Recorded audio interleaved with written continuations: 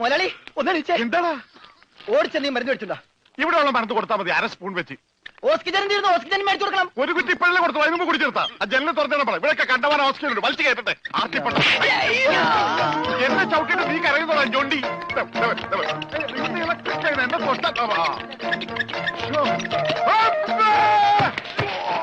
എന്നെ എന്താടോ ഇത്? ഒന്ന് പതുക്കെ വന്നൂടെ? സ്ലോ മോഷനിൽ വീഴാൻ എനിക്ക് അറിയില്ല സിസ്റ്ററെ. അയ്യോ, എന്ത് പറ്റി മുതലാളി? എന്തെങ്കിലുമൊക്കെ പറ്റണ ലക്ഷണമുണ്ട്.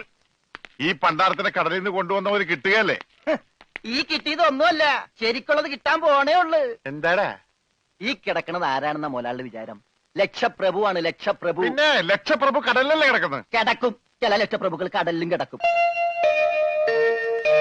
വിശ്വാസം ഇല്ലെങ്കിൽ ഇതെന്താണെന്നൊന്ന് നോക്കിയേ. ഇതെന്താണെന്ന് അറിയാമോ? ഇത് കല്ലാസ്. കല്ലാസല്ല, കള്ളാസ്. അവന്റെ പോക്കറ്റിൽ നിന്ന് കിട്ടിയതാ. അവന് കിട്ടാനുള്ള തുകയുടെ ലിസ്റ്റാണിത്.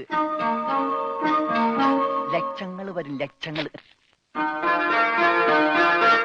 ഇവന്റെ മുഖം കണ്ടാൽ അറിഞ്ഞൂടെ ഇവൻ ചിക്കിലുള്ള വീട്ടിലെ പയ്യനാണെന്ന്.